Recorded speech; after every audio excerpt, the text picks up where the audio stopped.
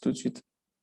Alors, Béat Hachem, avec l'aide du ciel, Sotra Benoît Kadosh, on continue, on est le troisième jour de Tishri, et on continue donc avec le jardin de la foi, Began Aïmouna.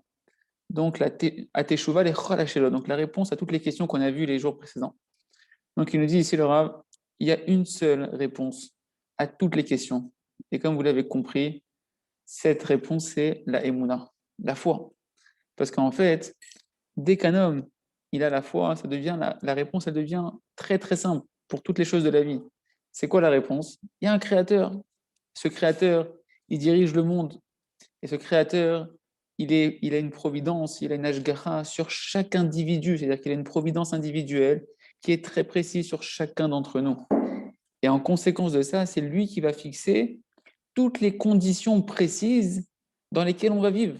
Par exemple, la famille dans laquelle on va naître, la femme avec qui on va se marier ou le mari avec qui on va se marier, à quoi on va ressembler, notre apparence, la forme de notre nez, la forme de nos yeux et la couleur de nos yeux, hein, quelles vont être ses qualités, ses qualités intérieures, combien d'enfants il va avoir, combien d'argent il va avoir, combien d'amis il va avoir, qui c'est qu'il va connaître, qu'il va rencontrer, et encore une infinité de détails, comme une infinité de détails. Et le Rav me dit, sachez que la providence d'Hachem, elle n'est pas que dans le domaine de manière générale de la vie, mais même dans les petits détails de la vie de tous les jours, de chaque instant. Tout est dirigé depuis le ciel dans une providence individuelle. C'est Akadosh Baruch Hu qui décrète sur chaque homme quand est-ce qu'il va réussir, quand est-ce que tu vas échouer, quand est-ce la vie va te sourire, ou que les gens autour de toi ils vont te sourire, quand est-ce qu'on va te mépriser, quand est-ce qu'on va mamache, t'offenser, qui c'est que tu vas rencontrer, quand est-ce que... Et comme ça, une infinité de détails de la vie de tous les jours, chaque jour, comme c'est marqué dans le Sefer Baal Siar Yitzhak. Là-bas, il nous ramène un verset dans Teilim qu'on dit d'ailleurs dans le Tikkun Aklali, où Hashem Elokeinu bechol haaretz mishpatav. C'est Hashem notre Dieu. Et dans toute la terre, il y a ses jugements. Qu'est-ce que ça veut dire qu'il y a ces jugements dans la terre? Que tout ce qui se passe dans la vie de tous les jours, sur toute la terre entière, bechol haaretz, c'est-à-dire quoi tout ce qui se passe dans toute la terre? Les réussites, les échecs, les profits, les sauvetages, les souffrances, tout ce qui peut se passer, les malheurs, chas v'shalom, tout ce qui se passe en réalité, ce sont quoi? Mishpatav.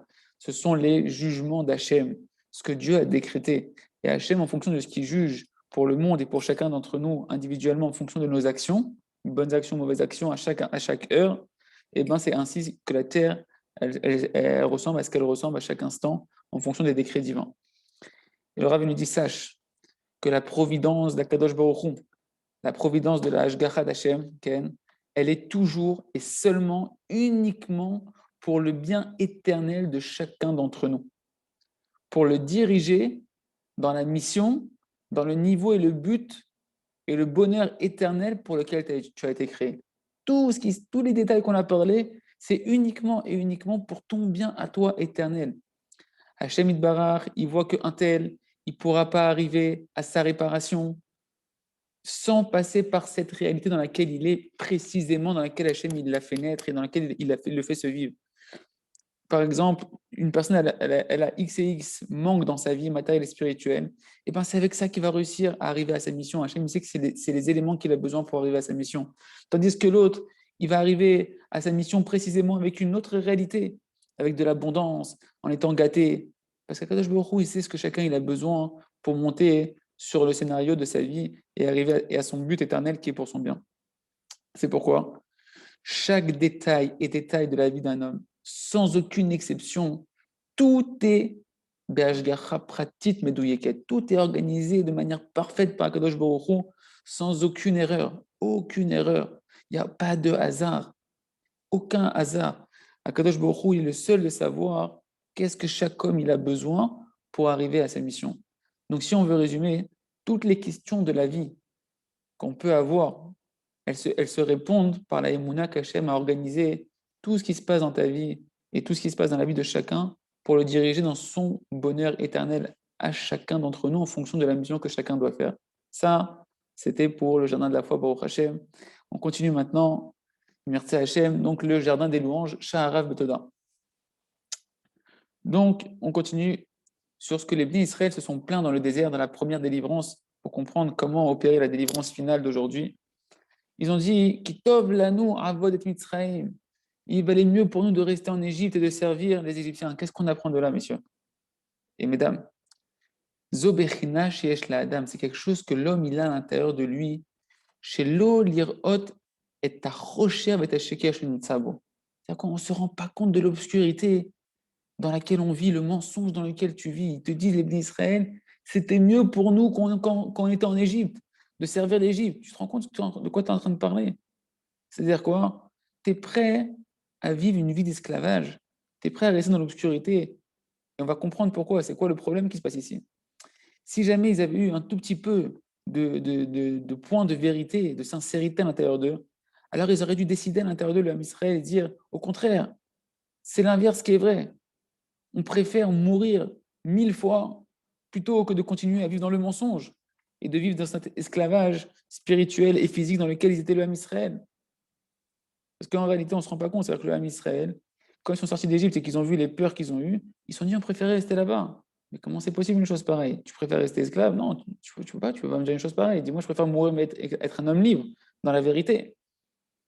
Mais à plus forte raison s'ils avaient eu la qualité de la reconnaissance. Ils auraient compris qu'il vaut mieux mourir 1000 fois plutôt que de renier les bontés que Moshe leur a fait et toutes les merveilles que Moshe il a fait pour eux. Parce qu'ils sont en train de dire quoi, Moshe Rabbeinu? Qu'on veut pas de toi et que ce que tu nous as fait, c'est des mauvaises choses que nous a fait Moshe. Ils ne voyaient pas le bien de Moshe.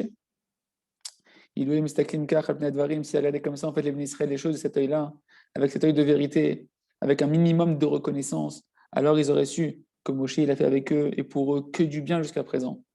Et que ce qui paraît comme une détresse maintenant d'être devant la mer, que la mer elle est fermée, c'est pas la faute de Moshe. C'est une épreuve que Hachem il leur a envoyée pour eux. Est-ce qu'ils vont être reconnaissants ou est-ce qu'ils vont renier la bonté d'Hachem et les bienfaits que Moshe leur a fait? C'était ça leur épreuve. Mais ne dis pas que c'est à cause de Moshe que tu te retrouves devant la mer.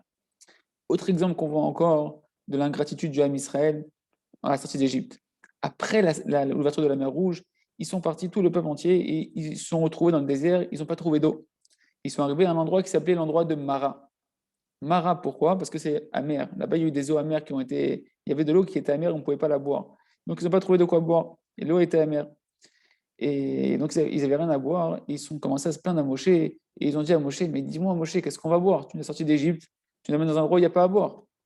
Et le mar les Moshe, ils auraient dû dire à Moshe, au contraire, merci beaucoup Moshe Rabbeinu pour tout ce que tu as fait pour nous jusqu'à présent. Et je t'en prie maintenant Moshe, comme tu as toujours fait pendant un an, on a vu de nos propres yeux, continue, prie à Hachem, qu'on ait de l'eau. Parle comme ça Moshe. Tu as vu Moshe que pendant un an, par sa prière, il a œuvré pour toi, il a fait que du bien pour toi. Ok, il y a une difficulté. Dis à Moshe, Toda Rabba, et continue de prier pour nous Moshe. Pourquoi ils se sont plaints les bénis Israël? Là, monsieur, c'est ce que je vous ai mis en gras ici, parce qu'ils n'avaient pas en réalité à l'intérieur d'eux du tout la vraie volonté de sortir de l'exil. Il faut vouloir sortir de l'exil, il faut vouloir sortir de la galoute. Ils ne voulaient pas sortir de l'obscurité et du voile qu'il y avait encore dans leur vie sur la Emouna. Ils n'étaient pas prêts à vivre une vie de foi, une vie de bitachon, de confiance en Akadosh Baruch Hu. Ils sont sortis en réalité, on se rend compte ici, avec un manque de désir. Comme si qu'ils faisaient une tova à Hachem et à Moshe. Comme si qu'ils sont sortis pour te faire plaisir à Hachem, pour te faire plaisir à Moshe. Parce que bon, tu nous as fait des miracles, on est quasiment obligé. Mais il y avait pas, il manquait la volonté intérieure.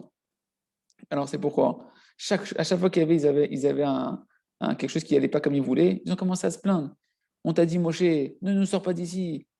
Et nous, on sort, maintenant qu'on est sorti, c'était pour te faire une tova. Mais regarde ce qui nous arrive maintenant, ça nous retombe sur la tête. Et le Rav, il nous dit, Adam lo rotse zedavar behemet.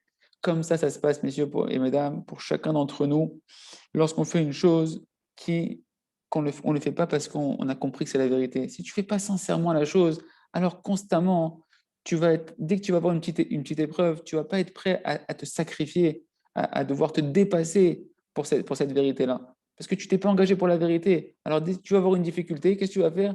Tu vas chercher qui accuser et tu vas te défaire de ta responsabilité. Les Olema Agdara la Moussa Galout de l'Europe, comme ça, il me donne maintenant la définition de c'est quoi la galoute. C'est quoi l'exil? Chez Adam, l'orotse taemet. L'exil, c'est quand tu ne désires pas la vérité et que tu es prêt, dans ton exil, à renoncer au but pour lequel tu as été créé, au but de ta vie, à condition que tant que tu arrives à être dans des conditions qui te sont tranquilles, tu as ton petit confort que tu veux. C'est ce qu'ils avaient en Égypte, ils avaient un certain confort malgré l'esclavage physique, ils avaient un confort et un confort dans les plaisirs de ce monde-là qu'ils ne voulaient pas quitter. Ils ont de quoi manger, ils ont dit on a des pastèques, on a des concombres, on a de ce que tu veux. Ken. Mais il mélange kacher, il le kol atavot vechol anochiyut, zo ichirut. Et l'homme, il se trompe et il pense que c'est seulement lorsqu'il aura tous ses désirs, toute la tranquillité, le confort de vie qu'il veut, que là, il sera un homme libre. Et c'est ça, c'est une grande erreur. Lo chenu et la cherut amiti, ira kacher adam rotse le malot et shlichuto, la sig et tachlito. La vraie liberté, c'est quoi la vraie liberté? C'est lorsqu'un homme, il veut faire sa mission, il veut obtenir le but pour lequel il a été créé. C'est ça la liberté. C'est pas d'être dans le confort, la liberté. Donc, si on veut redonner une définition à l'exil, on dira que la galoute, l'exil, c'est de vivre une vie sans but. Et tandis que la liberté, c'est de vivre une vie avec un but. Le but de chercher la vérité, de chercher Akadosh Baruch Hu. Autre exemple qui nous donne ici le Rav de la cité d'Égypte, c'est lorsque après que Moshe il a adouci l'eau, ils sont arrivés dans le désert de Sin, et là-bas ils ont continué encore à se plaindre, comme c'est marqué, toute l'assemblée du Ham Israël s'est plaint à Moshe et à Aaron dans le désert, et ils ont dit, le Bnei Israël, qu'est-ce que tu as fait Moshe? Tu nous as donné un endroit tu nous as amené là-bas pour mourir. On était en Eretz Mitzrayim, là-bas on avait des chaudrons de viande, on mangeait du pain à satiété. Ken, maintenant tu nous as sortis dans un désert, là-bas on va mourir là-bas, toute cette assemblée va mourir là-bas. Et là on voit de nouveau que pour pouvoir remplir leur ventre, c'est une image. C'est-à-dire quoi? Tu veux de l'argent, tu veux du confort, tu veux ce que tu as défini comme étant le bonheur de ta vie, alors tu es prêt à renoncer à la Géoula. Tu es prêt à renoncer à la Géoula, à la vraie délivrance. La vraie Géoula, c'est que ce qui est marqué dans la Mishnah. Tu mangeras du pain avec du sel et tu buvras une petite mesure d'eau et tu dormiras sur la terre. Sous-entendu, ce n'est pas une vie de luxe. C'est pas une vie des Ferrari avec des villas. C'est pas ça. C'est pas la définition de la vraie vie de la Torah. Alors, on te dit pas d'être un mendiant. Mais on te fait comprendre. Si tu cherches ça, c'est pas comme ça que tu vas trouver la vérité. Car la seule véritable liberté, c'est lorsqu'un homme, il a de la vitalité du but pour lequel il a été créé. Rak ou Adam achofshi amiti, c'est que cet homme-là qui est un homme libre véritablement. C'est quoi? Shechofshi metasek bitzorek gufo v'tavato kol hazman. Et là, ça y est, t'es libre. Libre de quoi? Je suis plus assujetti par les plaisirs de mon corps, les désirs de mon corps, et que en fait, je suis un esclave de mes pulsions. Ken, c'est ça être libre, c'est sortir de l'esclavage de son corps, de l'appétit de son corps. Tandis que celui qui il est constamment en train de chercher de la vitalité, de quoi? De quoi tu te vitalises? Les plaisirs de mon corps, les fantasmes de ma tête, alors celui-là, il est esclave de son corps, il est emprisonné d'un corps qui est voué à mourir, et donc il peine de quoi? De l'esclavage de son corps.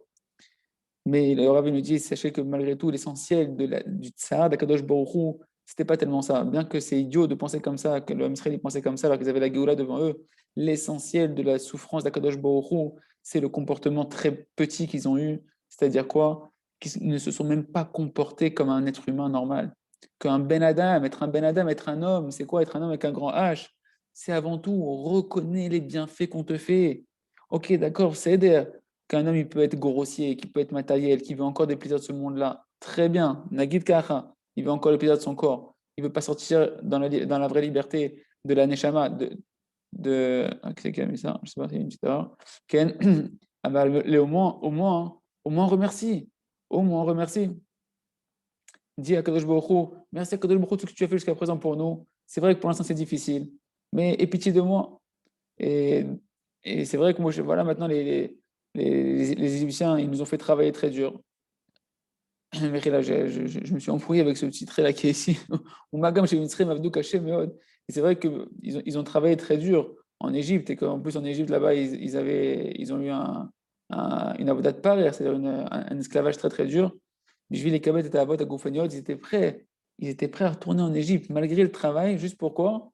Pour pouvoir avoir des plaisirs physiques. Là, je dirais à Hachem, voilà, c'est-à-dire, Kadosh Baruch Hu, Toda Rabba.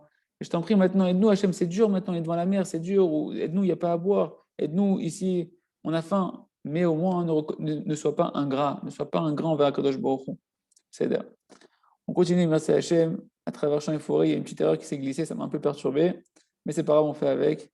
On sourit aux petits empêchements d'Akadosh Baruch Hu. Donc, on continue dans à travers champs et forêts. À travers champs et forêts, donc pour apprendre à faire une bonne doute. Il dit le Rab, l'homme dit les daber. On apprend à parler à Kadosh Baruch Hu. C'est ça l'essentiel de tout le sujet du Mashiach. Le Mashiach, il va tout simplement nous apprendre à chacun d'entre nous à reparler avec Akadosh Baruch Hu. Parler à Hachem. Et comme ça, en parlant à Hachem, nous apprendre à faire tchouva, à nous repentir.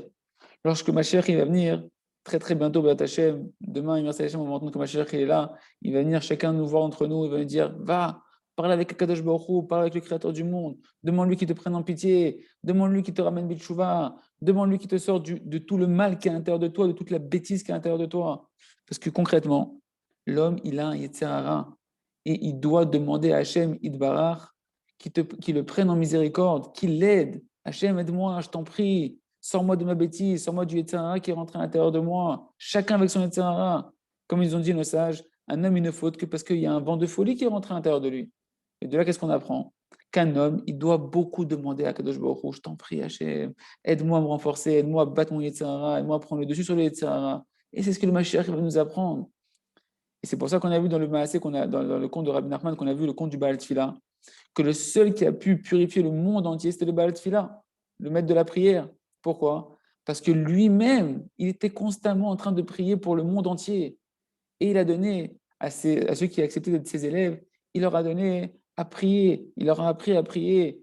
Et lui-même, il est parti dans chacun des pays pour pouvoir apprendre à chacun à prier sur lui-même. Le plus important, c'est d'apprendre à prier pour soi-même, d'apprendre soi-même à savoir sortir de son exil par la prière. C'est ça l'essentiel.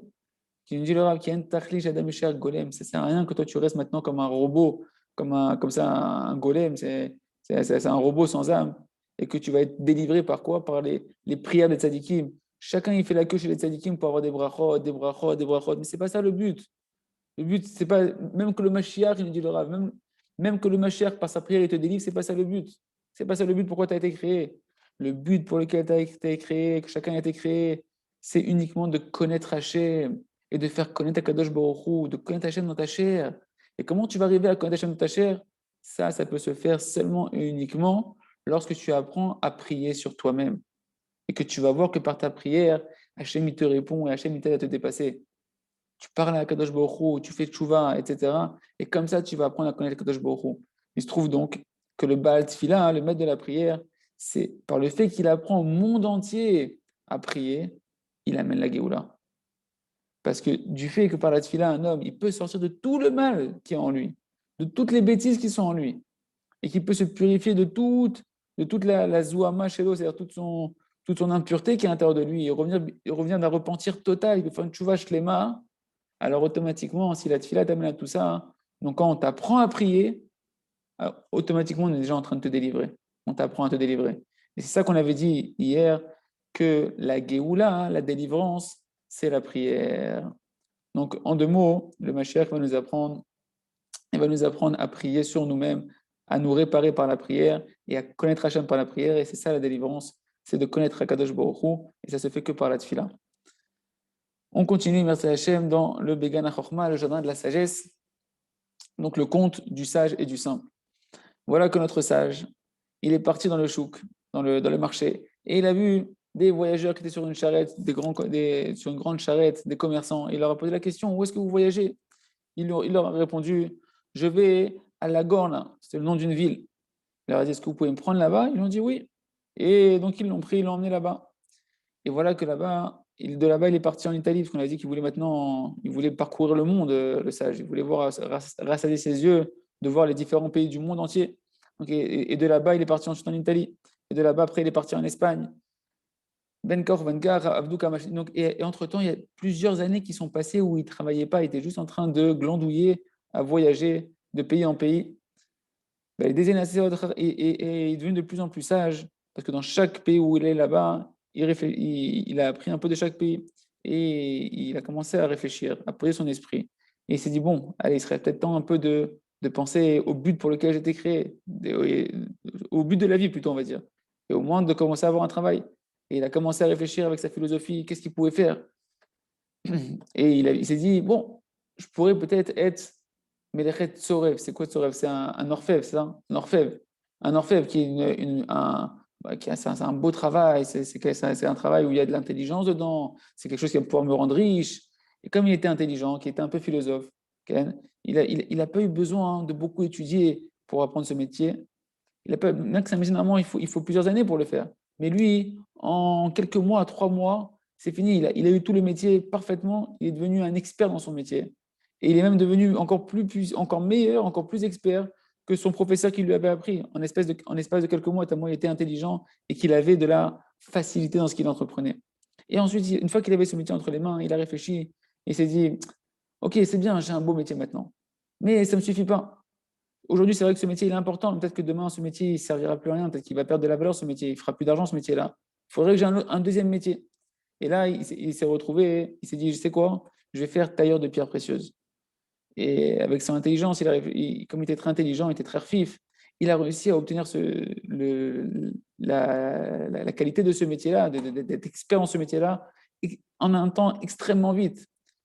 En quelques mois, 3, 4 mois, ça y est, il était déjà expert dans son domaine. Et ensuite, il a commencé encore à réfléchir avec sa philosophie. Il s'est dit, regarde, j'ai déjà 2 métiers entre les mains. Comme un homme, il peut ne pas se contenter de ce qu'il a. J'ai 2 métiers entre les mains. Il veut faire le chacham, il réfléchit encore à augmenter sa parnassa, et il veut réfléchir à l'avenir, comment je vais pouvoir assurer mes arrières. Il se dit, peut-être que 2 métiers, ça ne va pas me suffire. Peut-être qu'il faut que j'apprenne encore un autre métier. Et un métier un métier qui soit valable pour toujours. Et là, il a réfléchi avec sa philosophie. Il s'est dit, c'est quoi, je vais devenir docteur. Docteur, ça, c'est un métier qui est tout le temps important. Il y a toujours des malades, toujours besoin d'un docteur. Et donc, pareil, il a commencé à apprendre la médecine. Ken. Et il a dû donc commencer par apprendre le latin, parce que c'était comme ça qu'à l'époque, dans la médecine, on devait apprendre d'abord la langue de latin et à écrire le latin. Il a commencé à apprendre des sagesses de philosophie pour devenir comme un docteur de l'époque. Et comme il était très intelligent, il a appris aussi en très peu de temps la médecine. Quelques mois, 4 mois, tac, il est devenu un docteur Atsoum puissant, un grand philosophe, un grand chacham, avec plein de connaissances à l'intérieur de lui.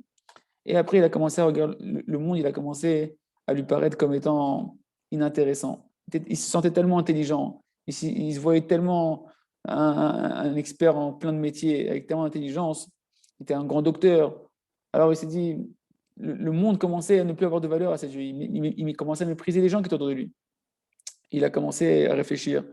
Et il s'est dit, bon, il faut que je réfléchisse au but un peu, pourquoi je suis là, qu'est-ce que je dois faire ici, peut-être qu'il faut que je me trouve une femme. Il s'est dit, ok, ici, je ne vais pas me marier ici. Ok, si je me marie ici, qui c'est qui va me connaître? Personne ne me connaît ici. Vaut mieux que je retourne dans mon pays natal.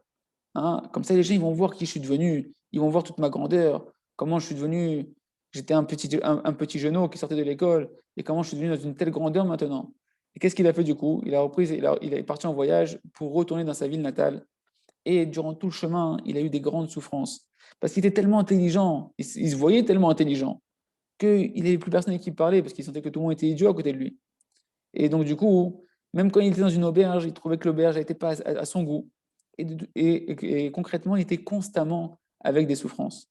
Je vous rassure, l'histoire n'est pas finie, on continuera l'histoire, et vous verrez comment, quand on décrit cette histoire-là, B'at Hashem, dans les prochaines pages, comment chacun il peut se retrouver et avancer, merci Hachem, avec ce conte merveilleux de Rabbi Nachman. Donc, on finit pour aujourd'hui avec le Sefer Or Hadash, donc pour travailler sa volonté. Vachai ba'em, et tu vivras par elle. Le Rabbi nous dit, sache et comprends très très bien que la volonté, le ratzon, c'est la racine de toute la création.